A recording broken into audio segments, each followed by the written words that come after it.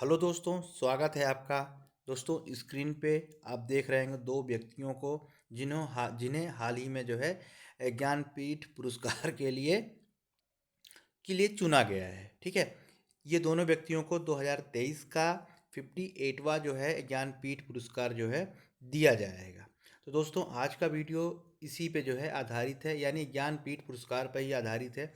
और हम ज्ञानपीठ पुरस्कार के बारे में सारी चीज़ें डिटेल में जानेंगे, यानी कब स्थापित हुआ है, किन किन भाषाओं में दिया जाता है, कितनी इनाम राशि दी जाती है। साथ में हमें देखेंगे कि पहला कौन व्यक्ति है जिसे ज्ञानपीठ पुरस्कार दिया गया है। ठीक है, कौन सा हिंदी भाषी कवि है जिसको ज्ञानपीठ पुरस्कार दिया गया है, या कौन सी महिला है। और साथ ही साथ इन दोनों व्यक्तियों के बारे में हम थोड़ा थोड़ा जानेंगे। तो इस तरह से पूरा जो है ज्ञानपीठ पुरस्कार के बारे में ये पूरा वीडियो होगा, और बहुत महत्वपूर्ण है, प्रश्न यहाँ से पूछे जाते हैं। और ज्ञान करंट अफेयर्स के दृष्टि से इम्पोर्टेंट है। दोस्तों, जो पहली बार जुड़ रहा है और चैनल सब्सक्राइब नहीं करता है या नहीं किया है, वो जल्द से जल्द चैनल को सब्सक्राइब करे और वीडियो को लाइक करें, और साथ में दोस्तों शेयर ज़रूर करें। चलिए दोस्तों, हम शुरू कर लेते हैं।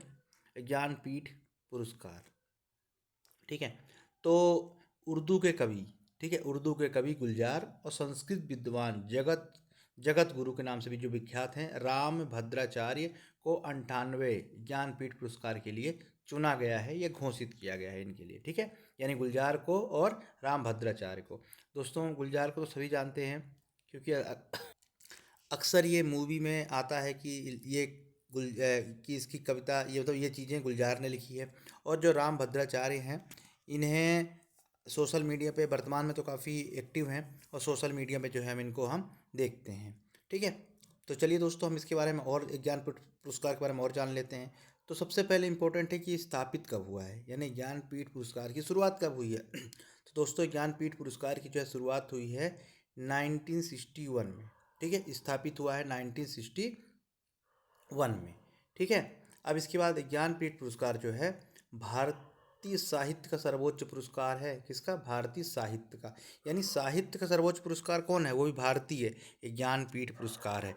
1961 में जो है इसकी घोषणा हुई है, यानी स्थापित किया गया है।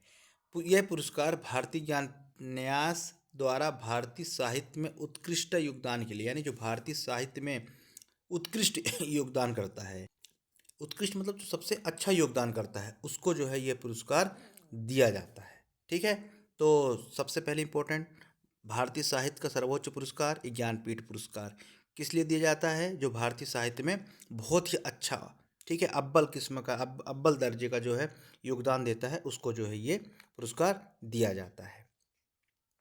अब पहली बार ये मैंने इसलिए हेडिंग ऐसी बनाई जिससे कि आपको समझने में, जानने में आसानी हो। तो पहला ज्ञानपीठ पुरस्कार किसको दिया गया? 1965 में पहली बार मलयालम कवि जी शंकर कुरूप को दिया गया। आप सोच रहे होंगे कि 1961 में बना और दिया तो 65 में गया। तो जी हाँ दोस्तों, इसके बनने के 4 साल बाद ही जो है इसको पहली बार दिया गया था। ठीक है, तो 1965 में जो है इसको दिया गया है। ऑप्शन में 61, 62, 63 और 65 होगा, जिसका ऑप्शन है 65। तो पहला ज्ञानपीठ पुरस्कार जीतने वाले कवि थे मलयालम के कवि जी शंकर कुरूप। ठीक है, उनकी कृति थी ओडकुलज, के लिए यह पुरस्कार दिया गया था। ठीक है, 1965 में कुरूप जी थे।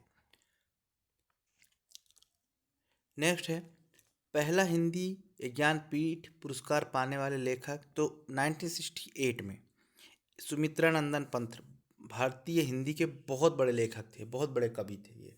ठीक है, बहुत आपने सभी लोगों ने इनकी कविताएं पढ़ी होगी, कहीं ना कहीं तो पढ़ी ही होगी। सुमित्रा नंदन पंत, इनकी जो कृति थी चितंबर, के लिए जो है ज्ञानपीठ पुरस्कार सम्मानित किया गया। इस पुरस्कार को प्राप्त करने वाले ये प्रथम हिंदी के लेखक थे। तो इसी तरह प्रश्न जो है पूछा भी जाता है कि हिंदी के पहले पुरस्कार ज्ञानपीठ पुरस्कार पाने वाले कवि या लेखक कौन थे? सुमित्रा नंदन पंत। ठीक है, उनकी कृति क्या है? चितंबर थी। ठीक है, तो इस टाइप के जो है प्रश्न पूछे जाते हैं 1968 में। अब पुरुष की बात होगी तो अब महिला की बात कर लेते हैं। तो पहली जो महिला थी ज्ञानपीठ पुरस्कार पाने वाली, वो है आशा पूर्णा देवी। कौन है? आशा पूर्णा देवी 1976 में बंगाली उपन्यासकार थी। इन्हें ज्ञानपीठ पुरस्कार दिया गया और पहली महिला थी। ठीक है, इसी टाइप के फैक्ट्स जो है पूछे जाते हैं। ठीक है, तो इस स्थापना 61 में हुई, पहली बार 65 में दिया गया कुरूप जी को। इसके बाद 68 में यानी 1968 में जो है सुमित्रा नंदन को पंत को दिया गया चिदम्बर के लिए, और फिर 76 में जो है आशापूर्णा देवी को दिया गया। ठीक है, बंगाली उपन्यासकार थी। तो ये चीज़ बिल्कुल याद रखिएगा। अब यहाँ इम्पोर्टेंट है कि दिया तो जाता है, तो कितनी भाषाओं में दिया जाता है। तो दोस्तों जो भारतीय संविधान है, जो उसकी अनुसूची है, 8वीं अनुसूची है। कौन सी अनुसूची? 8वीं अनुसूची, जिसमें 22 भाषाओं का बखान किया गया है, बताया गया है। ठीक है, उन्हीं 22 भाषाओं में जो लेखक में साहित्य में उत्कृष्ट योगदान देता है, उसे ही एक ज्ञानपीठ पुरस्कार दिया जाता है। ठीक है, तो कहने का मतलब यहाँ ये कि भारत के संविधान की जो 8वीं अनुसूची है, उसके तहत जो भारतीय 22 भाषाएं हैं, जो 22 भाषाएं हैं, उसी के लिए जो है ज्ञानपीठ पुरस्कार दिया जाता है। तो ये इसको याद रखिएगा, 22 भाषाओं को। ठीक है, चलिए ज्ञानपीठ पुरस्कार के तहत अब दिया क्या जाता है, ये भी बहुत इंपॉर्टेंट है। क्या दिया जाता है, कितनी राशि दी जाती है? ये एग्ज़ाम में कभी कभी राशि भी पूछ लेते हैं, तो हाँ, हमको जो है राशि भी पता होनी चाहिए। तो ज्ञानपीठ पुरस्कार के तहत 11 लाख रुपए की राशि जो है, 11 लाख की राशि प्रशस्ति पत्र और भाग्य देवी, यानी जो हमने अभी हाल ये देखिए, भाग्य देवी, ये सरस्वती, ये माता जी, इनकी जो है मूर्ति दी जाती है। ठीक है, यानी कहने का बेसिक मतलब ये कि 11 लाख रुपए दिए जाते हैं, पहली बात। तो साथ में प्रशस्ति पत्र, बाघ देवी की कांस्य की प्रतिमा दी जाती है। ठीक है, 1965 में पहले 1 लाख रुपए दिया जाता था, फिर जैसे जैसे समय गुजरता गया 2005 में 7 लाख रुपए कर दिया, और वर्तमान में 11 लाख रुपए जो है इसके तहत जीतने वाले व्यक्ति को दिया जाता है। ठीक है, तो ये प्रश्न भी जो धनराशि पूछी जाती है, ये भी जो है इम्पोर्टेंट है। दोस्तों ये इस वीडियो में प्रश्न के अकॉर्डिंग ही जो है बनाया गया है, जिससे कि आपको याद करने में आसानी हो कि स्थापित कब हुआ, किससे पहली बार मिला, पहला हिंदी का कौन था, या पहली महिला कौन थी। ये जो पुरस्कार है, इसमें कौन कौन सी भाषाओं को शामिल किया गया है, अब और इसके तहत कितनी राशि दी जाती है। ठीक है, जो कि एक पूरा क्रम है, तो आपको इसमें समझने में बहुत ही आसानी मिलेगी। ठीक है, अब हम वर्तमान की बात कर लेते हैं, यानी 23वां जो है ज्ञानपीठ पुरस्कार दिया जा रहा है, वो हालिया प्राप्तकर्ता संस्कृत विद्वान राम भद्राचार्य और उर्दू लेखक और बॉलीवुड के गीतकार गुलजार को दिया जा रहा है। ठीक है, उन्हें संयुक्त रूप से, यानी दोनों को संयुक्त रूप से दिया जा रहा है। ठीक है, नहीं तो एक बार में एक ही को दिया जाता है, जैसे अभी अब तक हमने पढ़ा, एक ही को दिया जाता है, लेकिन इस बार संयुक्त रूप से, यानी दोनों को मिला के जो है ज्ञानपीठ पुरस्कार 58 नंबर का दिया जा रहा है। ये भी इम्पोर्टेंट है, किस क्रम में है, ये भी इम्पोर्टेंट है। ठीक है, तो गुलजार की बात तो हो गई।